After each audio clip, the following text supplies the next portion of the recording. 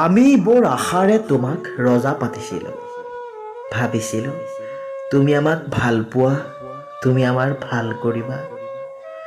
পিছে কাৰোবাৰ ওচৰত আঁঠু লওঁতে লওঁতে তোমাৰ দেখোন ৰাজহাড়ডালেই নাইকিয়া হৈ থাকিল।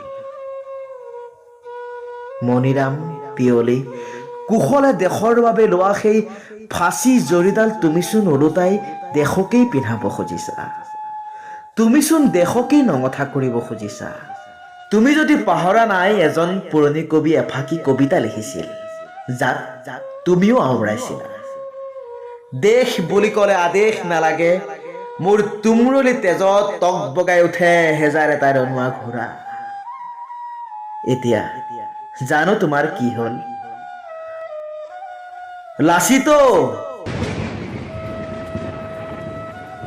তুমি এৰি থৈ যোৱা অসম দেশ আৰু নাই।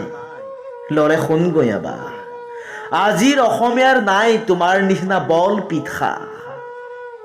কৰি দলাদলি, কৰি ঠেলা ঠেলি আজি হবলৈ ওলাইছো অসমীয়া নিজৰ ঘৰতেই অঘৰী। আহ অ অসমীয়া, থাকিলে শুই গাত লৈ নিহালি, বিদেশীয়ে নিব যে কাঢ়ি ভৰি তলৰ মাটি। আহ ভাইহঁত, কঁকালত বান্ধি লৈ টঙালি একোটা ৰনোৱা ঘোঁৰা হৈ শৰাইঘাটলৈ মনত পেলাই লওঁ শপত আজি জীৱন পণ কৰি। মোৰ দেশ নমৰে, মৰিবও নিদিওঁ, মই জীয়াই থাকিম। মোৰ জাতি থাকিব, মোৰ ভেটি থাকিব, মোৰ ভাষা থাকিব, মোৰ দেশ থাকিব।